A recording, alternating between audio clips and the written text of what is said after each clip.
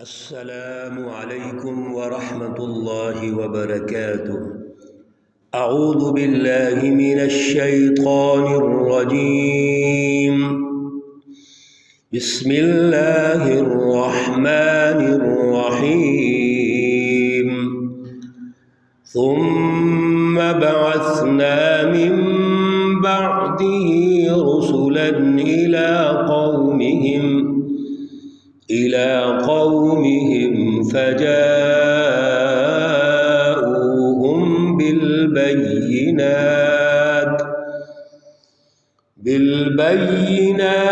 فما كانوا ليؤمنوا بما كذبوا به من قبل كذلك نتبع على قلوب المعتدين.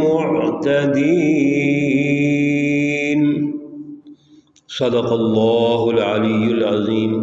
اللهم صل على سيدنا ومولانا محمد النبي الأمي وعلى آله وأصحابه أجمعين. انتہائی معزز بھائیوں اور بہنوں، آج جو آیات مقدسہ ہمارے زیر مطالعہ ہیں، آیت مقدسہ نمبر 74، 75، 76 اور 77 ہے، سورہ یونس ہے، پارہ نمبر 11 ہے۔ اللہ رب العزت ان آیات کو سمجھنے کی اور ان پر عمل کرنے کی توفیق عطا فرمائے۔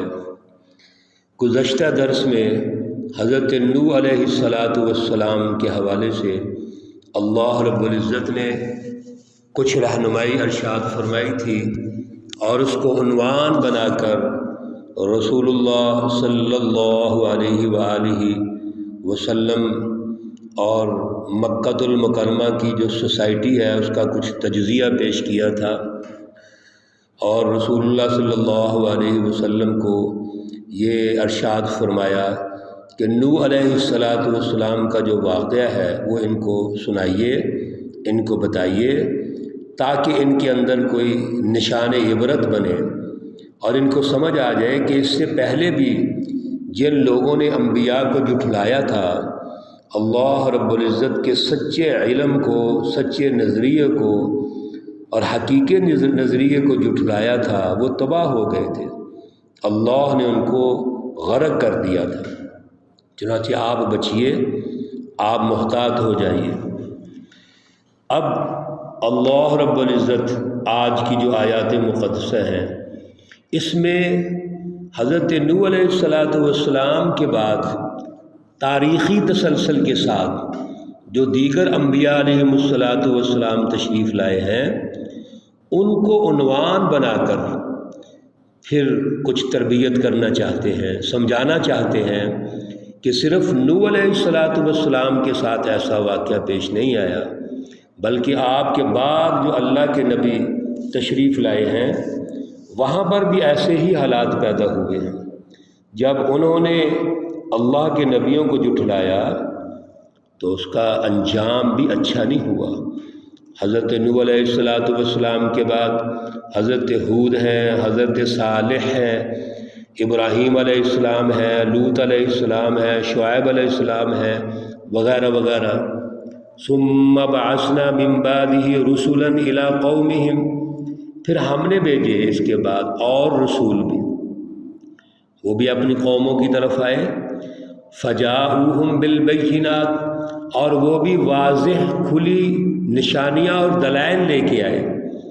یہ مسلسل لفظ استعمال ہوتا ہے، بالبینات، واضح دلائل۔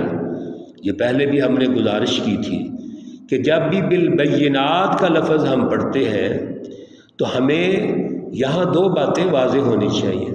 ایک تو اللہ رب العزت کا علم واضح ہے، وہ صراط مستقیم ہے، وہ سچا علم ہے، حقیقی علم ہے، وہ انسانیت کے فائدے کے لیے ہے، انسانیت کی ترقی کے لیے ہے، یعنی اس کی جو فلسفی ہے وہ بالبینات ہے، واضح ہے، اس میں ابہام کوئی نہیں، اس میں کج روی نہیں ہے، کوئی ایسا شائبہ تک نہیں ہے جس سے انسانیت کو کوئی نقصان ہوتا ہے۔ اس لیے بالبینات میں اللہ کی فلسفی کو واضح سمجھنا ضروری ہے۔ صراط مستقیم جو اللہ نے بتا دیا ہے، روٹ دے دیا ہے، اس کو درست سمجھنا ضروری ہے۔ دوسرا بالبینات میں اللہ رب العزت نے اس کے لیے اس فلسفی کو عمل میں لانے کے لیے، اس کی رٹ قائم کرنے کے لیے جو طریقہ کار اللہ نے بتایا ہے وہ بھی انسانیت کے مفاد میں ہے۔ وہ کیا ہے؟ ظلم کو ختم کر کے عدل کو قائم کرنا، سیاسی ظلم کو ختم کر کے سیاسی عدل کو قائم کرنا، معاشی ظلم کو ختم کر کے معاشی عدل قائم کرنا۔ جب سیاسی اور معاشی عدل قائم ہوگا تو جو معاشرہ اس کے نتیجے میں تشکیل پائے گا اس میں بھی عدل ہوگا، امن ہوگا، خوشحالی ہوگی، ترقیاں ہوں گی، دنیا اور آخرت کی کامیابیاں ہوں گی۔ تو فجاؤہم بالبینات لفظ تو ایک ہے لیکن اس کا مفہوم ہمارے ذہن میں رہنا چاہیے۔ اور ان لوگوں نے بھی کیا کیا؟ فما کانوا لیؤمنوا، وہ ایمان نہیں لے کے آئے، بما کذبوا بہ من قبل، یہ اس سے پہلے بھی جھٹلانے والے موجود تھے۔ کذالک نطبع علی قلوب المعتدین، اللہ رب العزت ارشاد فرماتے ہیں جب لوگ حد سے نکلتے ہیں، حد سے بڑھ جاتے ہیں، تجاوز کر دیتے ہیں تو ہم ان کے دلوں پر مہرے لگا دیتے ہیں، اور جب مہرے لگ جائیں پھر ہدایت کہاں سے آئے گی؟ ثم بعثنا من بعدهم موسیٰ وہارون، پھر اس کے بعد حضرت موسیٰ اور حضرت ہارون علیہم السلام کا واقعہ سن لیجئے کہ وہ دونوں جو بھائی ہیں اللہ کے نمائندے ہم نے بھیجے الی فرعون و ملئہ، فرعون اور اس کے سرداروں کی طرف۔ یہ مالائی لفظ پیچھے بھی گزرا ہے، یہاں سے فرعون کی جماعت مراد ہے، اس کے حواری مراد ہیں، اس کی کابینہ مراد ہے۔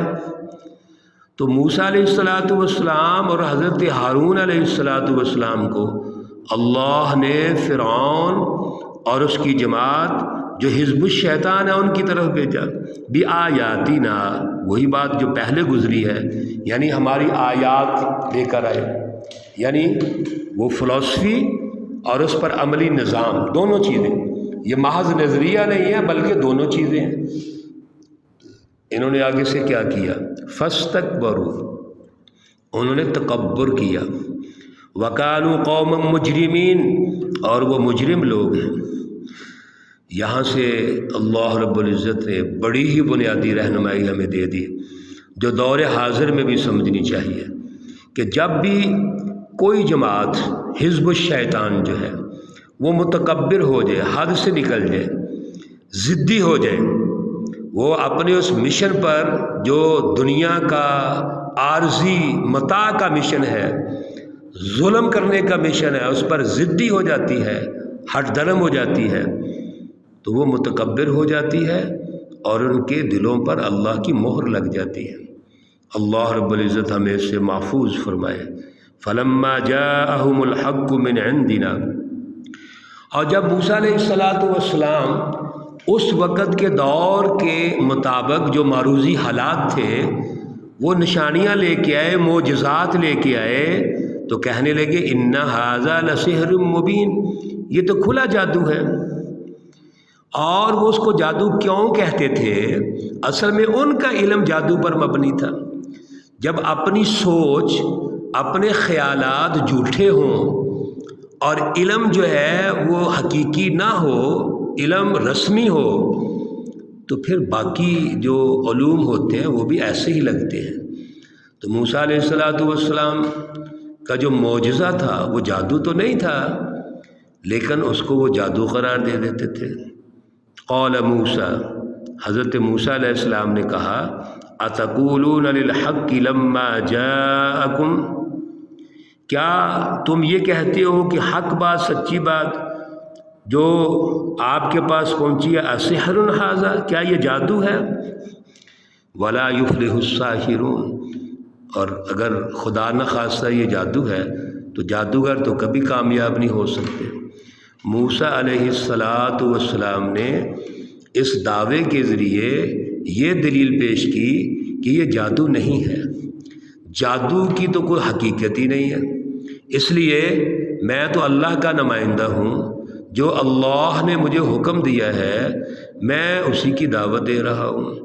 یہ فرعون اور اس کی جو جماعت ہے، سردار ہے، حزب الشیطان ہے، یہ تو ظالم پارٹی ہے، اس نے لوگوں کو غلام بنایا ہوا ہے، اس نے لوگوں پر تشدد قائم کیا ہوا ہے، اور غلام بنا کر، محکوم بنا کر ان پر مختلف مظالم یہ ڈھا رہا ہے۔ تو میں تو آپ کو آزادی دینا چاہتا ہوں، اس قوم کو میں تو فرعون کی غلامی سے نکال کر اللہ کی غلامی میں دینا چاہتا ہوں۔ اس لیے یہ معجزات ہیں، یہ نشانیاں ہیں، اور وہ دور کے مطابق ہیں، جو اس دور کے مطابق چل رہی ہیں، اس لیے اس دعوت کو قبول کیجیے۔ معزز سامعین و سامعات، یہ اللہ رب العزت کا جو طریقہ ہے کہ قوموں کو سمجھاتے ہیں، نبیوں کو بھیجتے ہیں، صراط مستقیم کی پہچان پیدا کرواتے ہیں، حقیقی اور سچے علم کی پہچان پیدا کرواتے ہیں۔ لیکن اگر کسی سوسائٹی میں انسان سمجھے نہیں، اللہ کے قریب نہ آئے، انبیاء کے قریب نہ آئے، یا سچے راستے کے قریب نہ آئے، تو اللہ رب العزت پھر بھی ان کو ڈھیل دیتے ہیں، گنجائش پیدا کرتے ہیں، ان کو دلائل سے سمجھانے کی کوشش کرتے ہیں، اور اگر پھر بھی وہ سمجھتے نہیں ہیں تو پھر اللہ ان کو ہلکے ہلکے عذاب دکھاتے ہیں، اور اگر پھر بھی وہ نہیں سمجھتے تو پھر اللہ تعالیٰ سخت عذاب میں ان کو مبتلا کر دیتے ہیں۔ انشاءاللہ یہ بھی واقعہ جاری ہے، اگلے درس میں اس کو مکمل کریں گے۔ اللہ رب العزت ان واقعات کے عنوان سے جو ہماری تربیت فرمانا چاہتے ہیں، اور دور حاضر میں جو ہمیں درست علم حاصل کر کے اپنے نظریے کو درست کرنا کی ہمیں اللہ دعوت دیتے ہیں، اپنے عمل و کردار، فکر و عمل کو درست کرنے کی اللہ تعالیٰ ہماری تربیت فرما رہے ہیں۔ اللہ تعالیٰ ہمیں اس کو سمجھنے کی توفیق عطا فرمائے۔ اللہ رب العزت تمام مرحومین و مرحومات کو جنت الفردوس میں اعلیٰ مقام عطا فرمائے، ان کے صغیرے کبیرے گناہ معاف فرمائے۔ رمضان المبارک کا مہینہ ہے، اللہ تعالیٰ اس کی برکت سے تمام جو ہمارے عزیز و اقارب دنیا سے تشریف لے گئے ہیں، سب کے اللہ تعالیٰ درجات کو بلند فرمائے، جنت الفردوس میں اعلیٰ مقام عطا فرمائے۔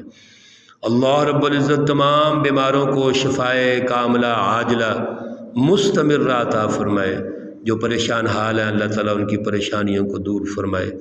اللہ رب العزت ہماری توبہ کو قبول فرمائے۔ رب اغفر وارحم وانت خیر الراحمین وانت خیر الغافرین۔ ربنا تقبل منا انك انت السمیع العلیم وتب علینا انك انت التواب الرحیم۔ وصلی اللہ تعالی علی النبی الأمی محمد وعلی آلہ وأصحابہ اجمعین برحمتک یا ارحم الراحمین۔ السلام علیکم ورحمۃ اللہ وبرکاتہ۔